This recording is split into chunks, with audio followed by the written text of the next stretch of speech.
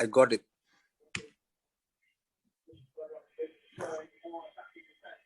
Oke, Malaysia 2, Laos 0. Skor babak pertama dari kayaknya sengaja itu. Sengaja kayaknya. Apa sengaja? Itu Laos nggak ada perlawanan. Enggak sih, soalnya Billy dengan 10 batang kayu kayaknya. Tapi si Badrol main terus ya. Si Badrol, iya. Udah lama gak gile. Mas lagi sekarang cuy. Tapi hari ini Malaysia full ini ya, full pemain ini ya. Pemain asli ya, nggak ada yang naturalisasi sama pemain keturunannya, nggak ada sama sekali dia di starting line-up-nya. Cadangan juga sama? Cadangan sih, kalau cadangan ada ini kan, De Paula sama Junior Assault, yang pemain keturunan itu yang terpuri. Ya pertandingan pertama sih main kemarin, tapi entah kenapa cedera atau taktikal ya, dia diganti menit berapa sih, menit 20-an. Gue sambil searching ya, Gar. Gue lupa nih. Ya. Lalu deh. Terus searching apaan? Line up Indonesia. Ya. Biasanya line up kan setengah jam sebelum ini, sebelum kick off. Bukan yang dipanggil. Oh, yang dipanggil. Iya. Gue gak hafal, men. Gak hafal gue. Kebanyakan yang baru. Oke, highlights. Lu udah ini, lu record? Udah, aman. Mana ya? Apawi cuy. Dia top skor purna 3 gol 2 pertandingan. Tapi ngeri ya permainannya ini Vietnam ya. Vietnam sih mainnya kemarin pas lawan Laos sih biasa aja, nggak kayak kualifikasi yang satu grup sama Indonesia kemarin sih. Soalnya mungkin mental ya, karena kan 6 pertandingan mereka kan ini kan belum pernah dapat 1 poin pun kan. Tapi yang dipanggil berapa orang sih? Indonesia. So, kalau AFF itu kan ngasih aturannya kan 30 ini pemain per negara. Indonesia full sih 30. Kayak Malaysia ini kan cuma mereka manggil cuma 24 atau 23 pemain kalau nggak salah. Jadi nggak full 30 sih. 26 ya? Berapa? 26. 30 men. 30. Enggak, ada yang 26 kan? Iya terserah. Jadi maksimumnya satu negara tuh manggil 30. 30 pemain. Indonesia full 30 semua. Cuman 4 pemain masih belum bisa gabung di ini kan, di Singapura kan. Kayak apa? Hernando, terus Nadeo. Kemarin sih itu masih main kipernya Persibaya. Hernando masih main. Masih main. Ya gitulah kalau liga jalan tapi timnas main ya. Kepentingan klub sama negara akhirnya harus tarik ulur men. Duluan aja. Mana Gar ya? Nggak ketemu gue Gar. Bentar Gar. Lu ini aja sih cari di IG. Oh iya IG ya. Di IG banyak dong. Terus udah kalau enggak lu lihat di ini aja di IG-nya PSSI ya. Udah rilis. Oh iya PSSI ya. Benar. Ya. Lu lagi free bar, Gar? Kagak, gue mau pulang tapi teman-teman gue udah pada pulang kan. Oh, ini spesial gue nyematin gue nih. Soalnya tapi apa sebelum timnas main kita ngobrol dulu. Gitu. Oke. Si jam berapa juga? Ntar Gar, gue ngebut nih settingnya. Lu di mana Pak? Kantor. Lu di kantor. Udah selesai. Udah selesai kerjaan lu. Udah. Balik dong. Lu nonton di kantor ntar timnas. Di mana aja bisa, di HP juga bisa. Iya.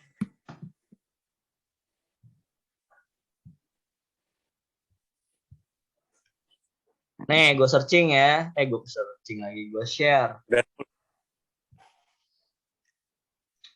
Lu ntar bikin YouTube-nya ya? Kan? Boleh. Atau lu aja boleh. Lu aja. Nih, udah. Oke, nah ini squad number-nya juga ya kan. Gedein pan. Liga, kelihatan nggak? Ntar gue coba apa? Tapi gue bener dulu deh. So, biar miring. Nah, cakep nih. Ntar lu gue Udah kecilin. kelihatan pan. Kecilin dulu dikit. Soalnya nomor punggung nomor 1 gak kelihatan.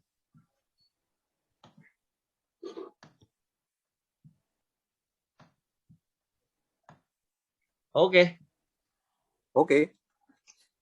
Oke Guys, kita sekarang masuk sesi obrolan Bora bersama Bung Egar. Asik. Bung Rifan. Gimana Gar, kabar Gar? Kabar gimana lu, kabar? Lu udah jadi ketua AIS Malang, bro? Udah lama Gar. Udah lama ya kan ya? Gimana Gar, kabar? Sehat Gar? Baik bro. Oke. Baik, alhamdulillah. Apalagi Barca nggak lolos ya Gar ya? Iya, itu sih nambah imun sih pagi-pagi kan. Bro, mata lu apa? kurang munduran ya? Bro. Kurang munduran gua. Soalnya nggak kelihatan cuy gua. HP-nya miringin dikit. Miringin kayak mana? Sini. Lagi, biar atasnya kelihatan. Ini. Lagi terus. Ini. Oke. Ya, soalnya kelihatan. Gimana pendapatnya soal Barca sebelum kita beralih ke timnas? Kita judulnya timnas tapi ini Barca dulu ya kan ya, Barca ya. Emang sekarang kan lagi nggak bagus emang. Ya Xavi masih baru datang juga, itu kan skuadnya bukan pilihan Xavi juga, jadi ya wajar aja lah. Dia main di Liga malam Jumat dulu sebelum ke UCL lagi tahun depan. Siapa tahu kan, soalnya dia kan kalau nggak main di Europa League nggak mungkin dapat juara tahun ini soalnya. Ya tapi kalau ngelihat line up-nya Barca semalam tuh aneh sih. Maksudnya Des ngapain tempatin di depan gitu. Belakangnya Araujo. Aduh. Lu nonton? Gue ngeliat ininya, reviewnya. Review.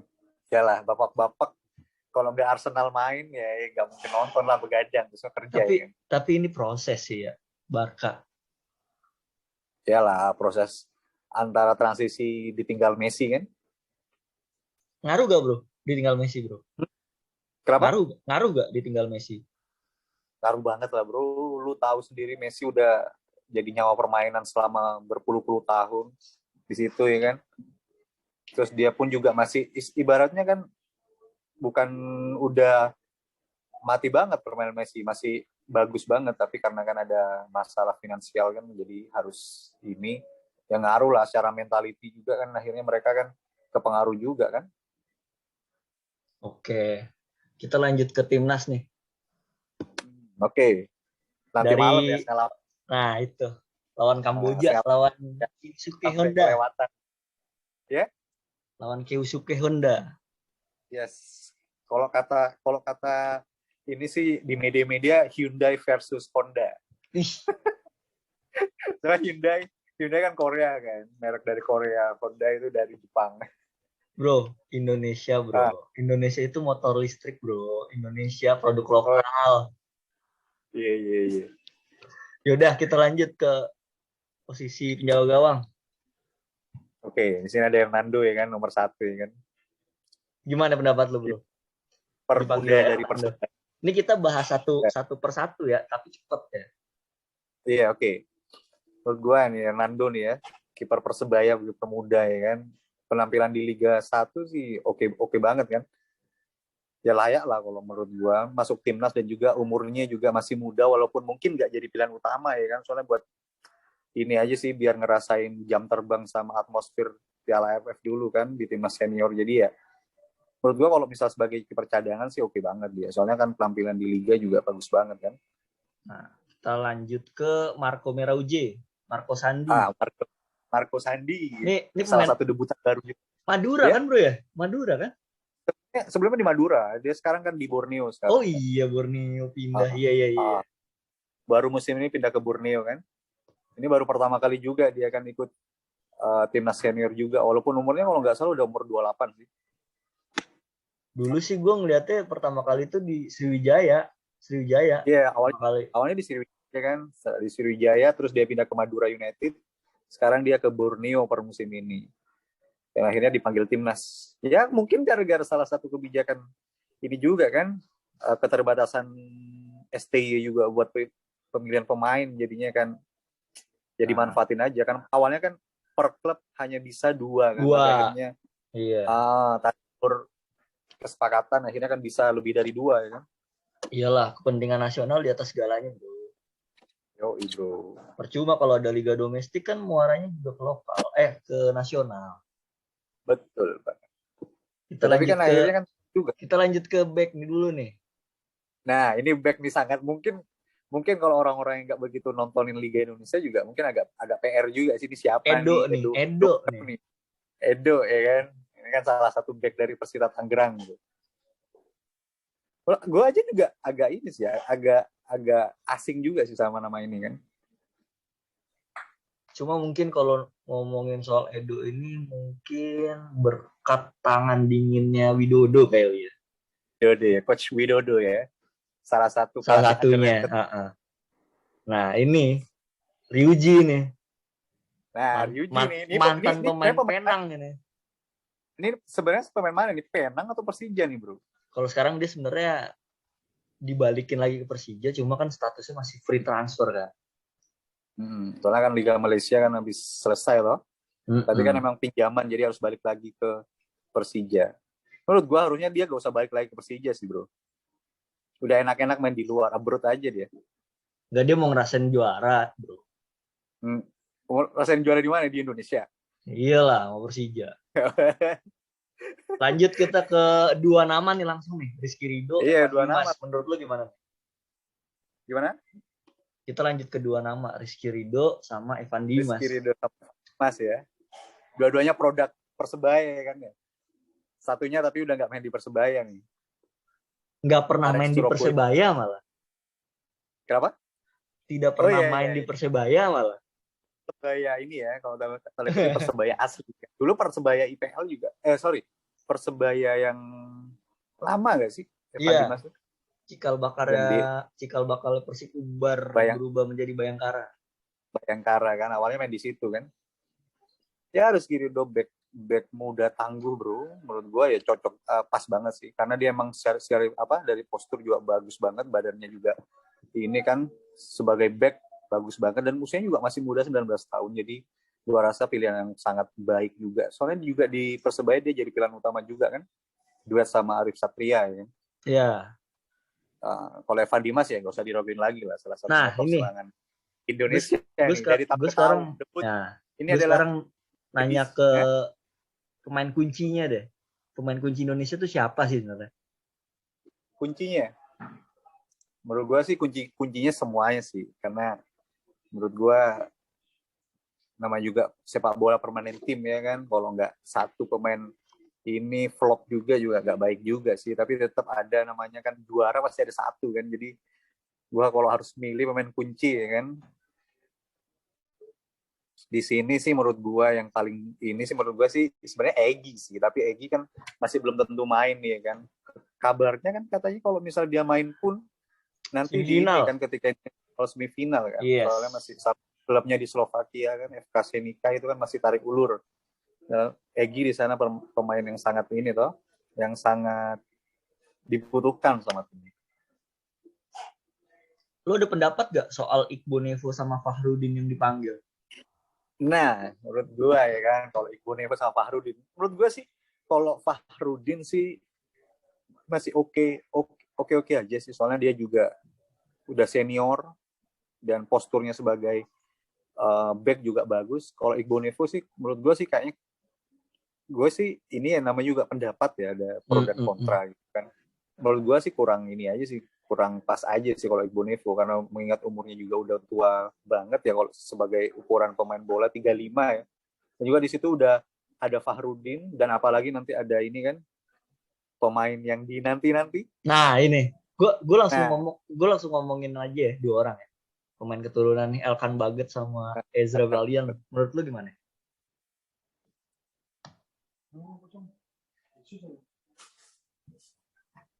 Halo, kedengeran nggak? Yo, halo. Dengar. Elkan Baget sama Ezra Valian gimana menurut lu? sabi banget lah bro. Elkan Bagot pemain yang kita tunggu-tunggu lah. Soalnya tahu sendiri kan pengalaman dia, walaupun dia masih umur muda banget 19 tahun, tapi udah main di Inggris, walaupun di kasta di bawah inilah. Kasta keberapa ya Sweet Town dia? Ketiga ya bro? Tiga ya.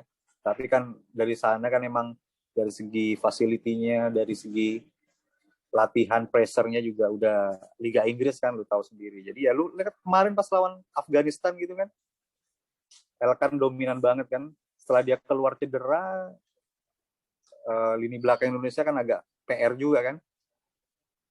Tapi dengan mainnya Elkan nanti berarti mimpi dia untuk ke Piala Dunia sirna dong bro sama Inggris. Tapi kan nggak masuk kalender FIFA kan ya?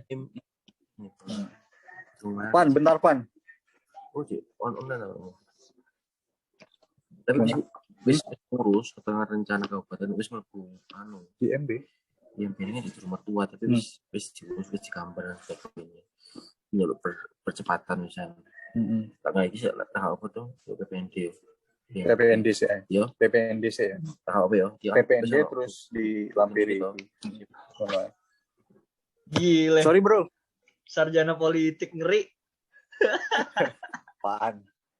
Biasa kerjaan bikin. Gimana lanjut sorry. Gimana menurut lo itu dengan dipanggil Elkan Bagot nanti nih, walaupun Piala AFF nggak masuk kalender FIFA, tapi kan tidak menutup kemungkinan dia akan ikut ke laga resmi selanjutnya.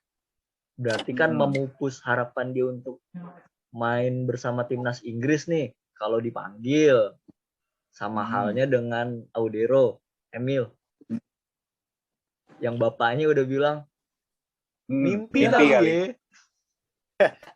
Ada tanggapan gak lu?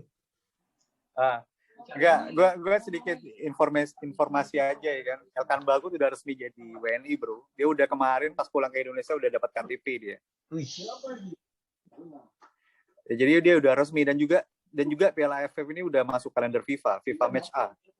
Jadi udah ketika Elkan Bagot main di di AFF, sebenarnya tuh kemarin pas lawan Afghanistan udah resmi lah. Dia kan main di kan FIFA friendly kan. Jadi udah resmi banget dan juga Elkan Bagot kan udah ada KTP. Dan juga kebetulan ini kan bukan naturalisasi, bro. Kalau naturalisasi kan di atas 21 tahun baru turunan dia kan 14 keturunan dia. Jadi kan dia masih bisa milih antara keluarga ayah atau ibunya kan. Nah, kalau Ezra gimana, bro? Ezra nih salah satu kemarin pas awal-awal dinaturalisasi sih, menurut gua sih dia biasa aja sih. Tapi terus dia kan main di Indo. Nah, gua agak kecewa aja sih. Kenapa harus main di Indo? Kenapa gak main di Eropa? Tapi kan pas dia main di Persib ya lumayan lah daripada main pas waktu di PSM. Kemarin kan sebelum di Persib kan dia di Makassar kan. Iya. Nah, mainnya jelek banget di situ sih. Tapi pas akhirnya di Persib dapat mungkin pelatihnya cocok ya sama-sama Belanda, Rene Albert, permainannya udah meningkat banget dan lu lihat sendiri pas lawan Afghanistan. Tapi semalam jelek kah? Semalam itu kenapa? Iya, kalau misalkan ngomongin Rene Albert ya, ini melenceng dikit nih. Nah, semalam itu gue nonton kebetulan. Itu lumayan tuh, Persebaya mainnya Marukawa itu keren banget, asli. Marukawa ya. Nah, ini lanjut lagi nih kita ke Ezra nih gimana?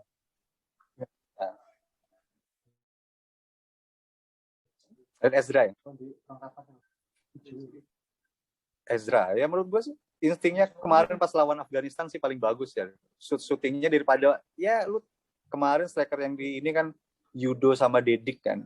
Ya menurut gue sih bagus, tapi kan masih belum in aja permainan mereka kan. Tapi gue lihat pas Ezra masuk serangan Indonesia lebih tajam, lebih berbahaya kan. Jadi gue harap sih malam ini Ezra yang jadi starting line up-nya. Tapi menurut beberapa fanpage di timnas banyak kan ini juga sih Ezra yang diprediksi bakal jadi starting line up sekarang isi di depan. Prediksi lu buat starting line up buat nanti malam siapa? Penjaga gawang siapa? Kenapa penjaga gawang? Kayaknya si Riyandi, soalnya Nadio kan masih belum Bali kan. Ya, kiri pastinya udah salah satu pemain kesayangan STY kan, Arhan pastinya. Arhan. Kiri dia. Farhan. Back tengah. Back tengah. Ini back tengah nih kayaknya sih tar malam si ini sih Iqbal Nevo sama Fahrudin kayaknya. Soalnya Elkan kan baru nyampe Singapura kan kemarin dan juga tadi ST pas konferensi pers bilang kalau Elkan nggak bakal dimainin, mungkin bakal ditaruh di cadangan tapi nggak dimainin buat ngasih dia waktu istirahat juga. Toh juga lawannya juga. Ini bukan underestimate Kamboja ya, tapi kan kalau tanpa Elkan pun kemungkinan Indonesia bisa ngatasi gitu kan Kamboja. Jadi Elkan kayaknya bakal next match kayaknya baru bisa main lah. Gue berharap sih bukan Iqbal Nevo yang main, Ryuji sama Fahrudin. Ryuji ya. Tapi masalahnya Ryuji di beberapa pertandingan uji coba itu kan nggak ini, men. Iya, cuma belum. Pas lawan siapa sih Myanmar doang ya dia. Iya, belum lah. Kanan jelas Asnawi ya. Jelas. Anak super duper kesayangan dari STI kan. Asnawi, Mangku Alam. Gelandang bertahan siapa, Bro? Gelandang bertahan pasti satu slot sih. Pasti Rahmat Irianto sih. Oke. Ini formasi berapa nih? 4-3-1-2. Berapa? Formasinya berapa? 4-3-1-2 apa 4-3-3? 4-2-3-1 kayaknya. 4-2-3-1. Menurut gue sih 4-2-3-1. Tandemnya Rahmat Irianto siapa? Ya si kapten lah, Evan Dimas. Oke. Langsung playmaker-nya? Playmaker-nya sih kayaknya di tengah itu ini sih Ricky Kambuaya kayaknya bakal jadi starting sih dari beberapa pertandingan. Ricky Kambuaya nggak tergantikan soalnya. Bukan Rumakik. Bukan Rumakik masih dia kayak gue bilang pas lagi Hernando tadi, dia masih muda, cuma dikasih ini aja sih atmosfer AFF aja ya kan. Mungkin di babak kedua sih kalau misalnya mungkin Indonesia udah unggul, mungkin Rumakik bisa masuk sih buat nambah kreativitas sama kecepatan. Sayap siapa, Bro? Sayap mana nih? Sayap kiri. Kanan dulu nih. Kiri. Sayap kiri. Kalau dari beberapa pertandingan sih gue kayaknya sih bakal ini sih, karena Egy kan masih belum balik dari Slovakia, kayaknya sih Irfan Jaya kayaknya bakal masuk sih dia. Irfan Jaya. Kanan sih ya pastilah pemain abroad kita ya kan, yang lagi di Polandia kan. Egy langsung. Oh, Witan. Enggak, no. Egy Slovakia. Iya, Witan lah. Kayaknya Witan bakal inilah, pasti dia starting lah untuk awal ini. Juga ada siapa nih? Tuh, ya pasti yang gue bilang tadi lah, Ezra Walian bro. Gue sih berharap sih untuk pertandingan pertama kan lawan Kamboja. Kan soalnya kan pertandingan awal walaupun lawannya cukup ibaratnya ya di atas kertas di bawah kita, kayaknya bakal kasih starting yang terbaik dulu lah buat ngerasain atmosfernya dulu biar dapat touch-nya. Tapi mungkin pertandingan kedua lawan Laos mungkin ada beberapa perubahan. Mungkin beberapa pemain yang cadangan mungkin bakal dimainin. Barulah nanti di pertandingan ketiga sama keempat poinnya di situ kan sebenarnya, lawan Vietnam awal, terakhir lawan Malaysia kan. Tapi itu sih bakal full tim lagi soalnya. Gue nggak berharap terlalu muluk-muluk sih, karena sudah sakit jiwa ini. 2016 runner up, 2010 runner up, 2004 runner up. Gue mungkin setidaknya mainnya atraktif lah. Dengan adanya pemain kita yang di luar negeri itu kan ibaratnya mengangkat daya kreativitas di lapangan gitu. Dengan adanya pemain di luar negeri, siapa tahu bisa mengangkat moral dan moral pemain kita.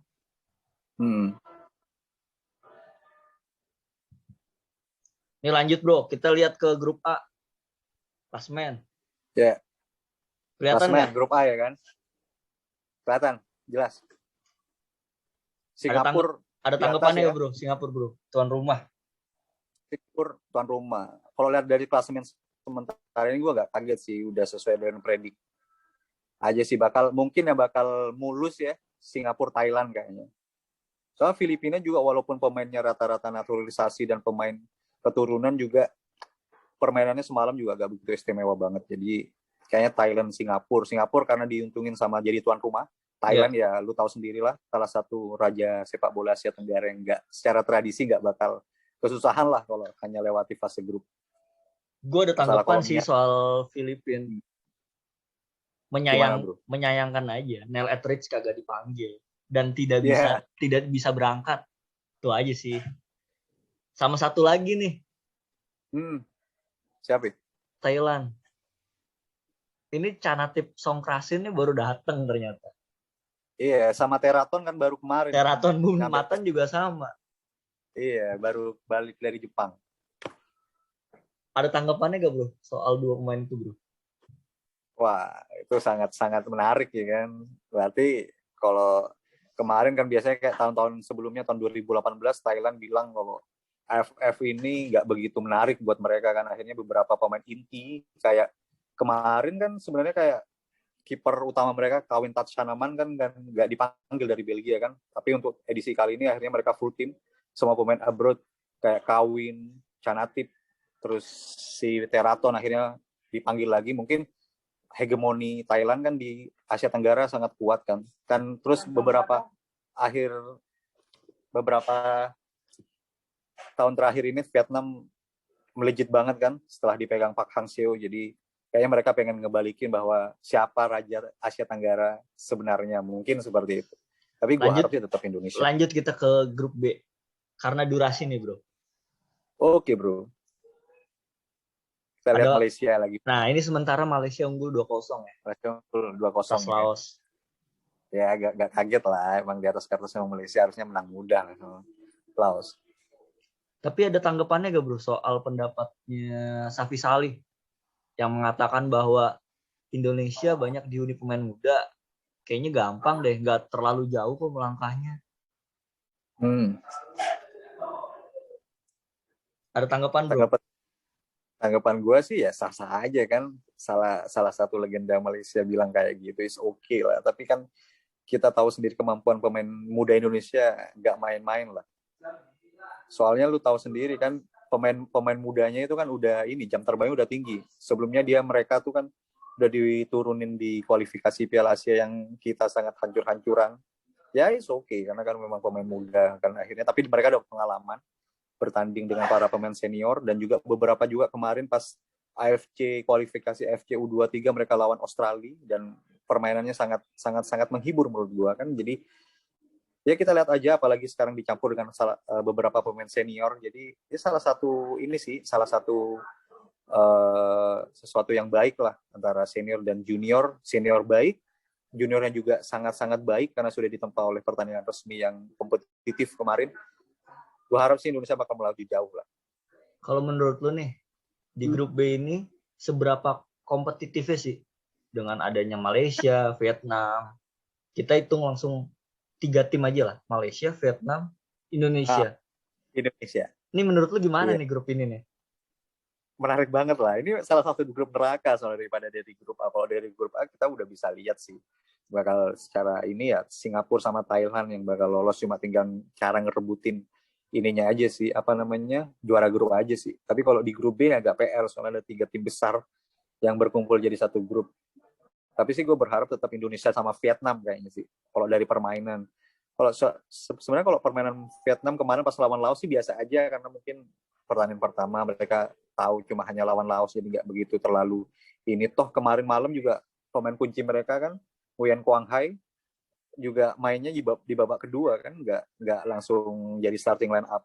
Kayaknya mereka juga habis kelelahan juga kan, habis kualifikasi Piala Dunia ronde ketiga itu kan, yang babak belur mereka di fase grup.